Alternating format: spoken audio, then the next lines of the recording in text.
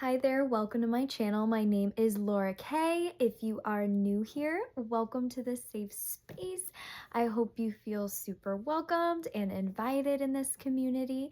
If you have been here, hello, thank you for coming back. I am so grateful for you guys. Lately, I have been receiving such beautiful comments from you guys, and I'm just so grateful that I get to be a part of your journey. And those of you who do choose to stick around, even those who don't, I'm so grateful that I get to spend some time speaking to you. And I hope that whatever comes through today resonates with you. I do believe that there's no such thing as coincidence, only divine incidences. So I think you're here for a reason. I am going to be pulling some oracle cards today. I'm going to be pulling from the Sacred Reptiles Oracle deck by Alana Fairchild.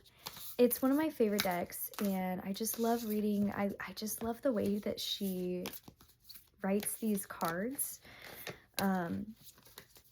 She just really speaks to me, so I think she'll speak to whoever you are. And yeah. Ooh, it says to be in the world but not of it. And this really speaks to me right now. If you've been watching some of my videos recently, then you heard me speak about a video recently where a girl was saying, let's decenter the matrix like we would decenter men. Like if you're in that, if you're a female woman, and we're learning about decenter men. And of course, decenter men does not mean hating men or pushing them away. It's actually like really in reverence of the divine masculine, and holding accountability for those who are not stepping up into that place. Like decentering men kind of forces them to get their act together, and in these patriarchal times it's necessary. Well, this says to be in the world but not of it, and it makes me think of how I was speaking the other day of decentering that matrix, thinking of the spirit as more of the divine feminine, and then the physical world as more of the masculine. Well, so much of us have been so focused on that masculine of the physical world for so long. Well, there's a part of you within you, no matter who you are, if you're a masculine, a feminine, anybody, non-binary, fluid, whoever you are welcome in this space, and you are beautiful and valid in however you choose to present yourself, and to explore in your balance, because we should explore all of our masculine and our feminine and whatever we want to. And this part being in the world but not of it, it's like,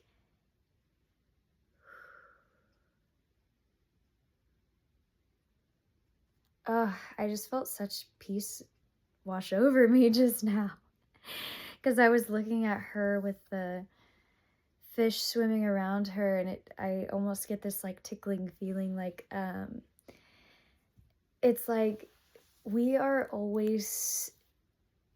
like fish in water, and that water is spirit, and is the the feelings that I'm getting right now are just like so cozy and warm. This is so interesting. I'm very clairsentient. Like that's my number one psychic ability. Yeah, I have plenty, but clairsentience is the strongest, and I'm just feeling so warm. Pisces energy could be strong. Water sign energy could be strong. I say Pisces too because our next full moon's about to be in Pisces, bro. Yeah. And they say that's like the real first full moon of the year. Of course, we just had that Leo full moon, but like energetically, the Pisces moon is going to kind of like set us in a way, and it's talking about, connecting to your dreams and things like that. But it's like we're fish in water, and that water is spirit. And sometimes we forget because, like, fish aren't thinking about the water around them all the time. Like, they're just swimming in it. They're just in it. And I think some of us, like, get to a place at times where we forget that that is what's all around us at all times. And everything that I say and do, my life is prayer. Like every waking moment, every breath that I breathe,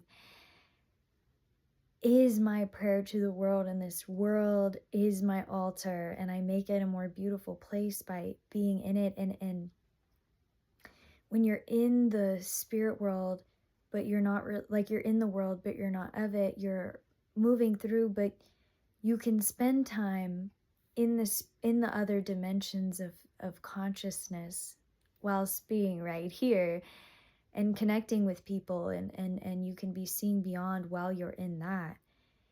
And it's a very powerful place to be within yourself, because that means when the ebbs and the flows of life are happening, and sometimes you're in chaotic times, you're experiencing lots of things going on around you, but you don't become it. You don't allow it to take you away emotionally. She's standing in this water, but she doesn't let the current take her away.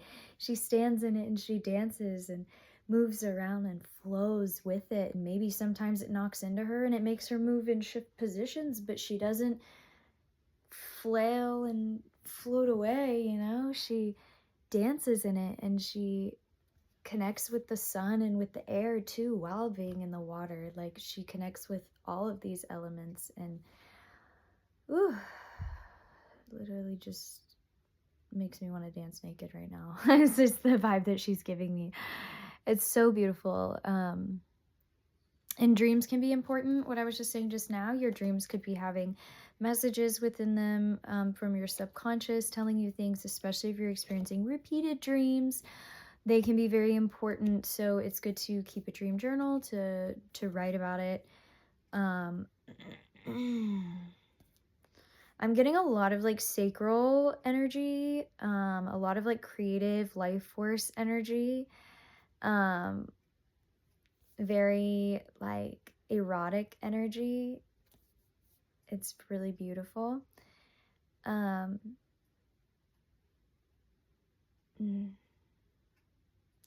Spirit is also telling you that like you are making leaps and bounds and in large strides on a spiritual sense, and you may even feel as though on the spirit level that you are in a different place than where you're at right now, and that's completely valid to feel more connected to your spiritual self. And it's asking you to follow that and to listen to your intuition, because you're going to be guided even when you see ups and downs happening around you. Like, that's what happens with life, and you can be the calm, the eye within the storm. Let's pull a spirit animal card, and then I'm going to read that one from the book. So this is the spirit animal deck. Jody Bergsma, something like that. Well, I love this deck, and so I decided that this will be the last card that we'll pull, and maybe it will have some kind of message within it, as it's got the lion. Y'all, I've been seeing so many lions lately. Of course, lions like always resonate for me. When I was a kid, they would call me Laura the Lion. I had like a big lion that was like on my bedroom door as a child.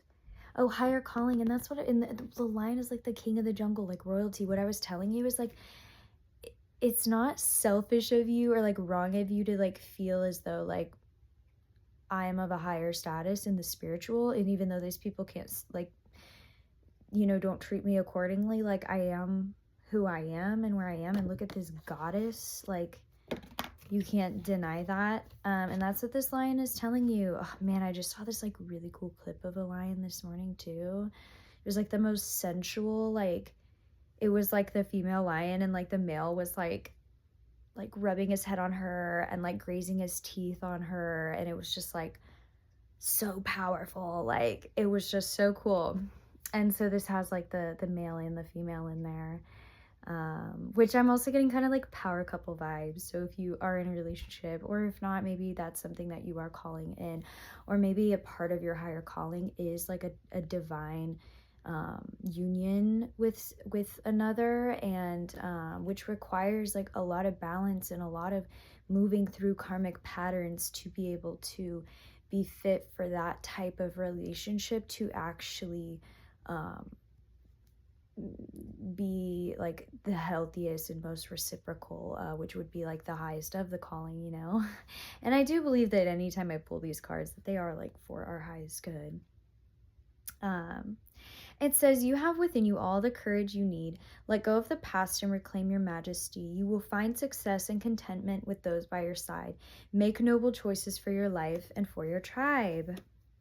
Beautiful. Now I want to actually read the lion because I actually haven't pulled this card from the deck yet, which is interesting. Like, I would have thought I would have already. I'm surrounded by Leos all the time. My North Node is in Leo. I'm like, I love the lion. It says confidence, bravery, power, leadership, majesty, business, pride, patience, enthusiasm, rising sun, and passion. The lion is a symbol for royalty, mastery, and power. It is also a strong female archetype. Lionesses do the hunting, care for the young, and survive because of their cooperation. Lionesses create a carefree existence for their playful cubs. Lions are one of the few cats that live in community. The pride lives in the moment without care. The male lions are charged to be protective and passionate and possessive. Like that video I was talking about a second ago.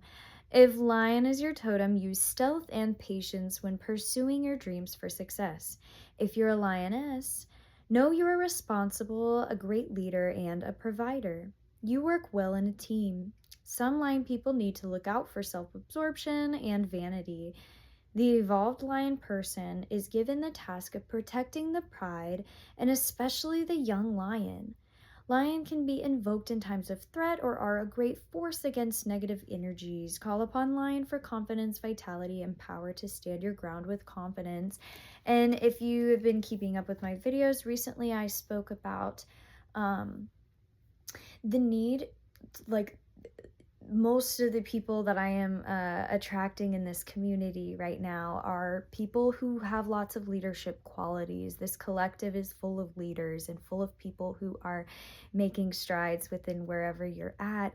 And a lot of us become better leaders when we are doing it for the collective and for those around us, and allowing that barrier line, that line between teacher and student to blur because it's not real, and becoming more fluid with that relationship. And a lot of you find a lot of your leadership, like most wisdom comes out like with kids, with children, when you're teaching in groups. And that's how I personally feel. I'm a dance teacher and I'm a gymnastics coach, and I definitely have seen myself in the past few years of like being a teacher, so much like I am way more likely to grow and to hold accountability for myself and hold that responsibility because I'm doing it for the kids. I'm doing it for the community. And especially when you're like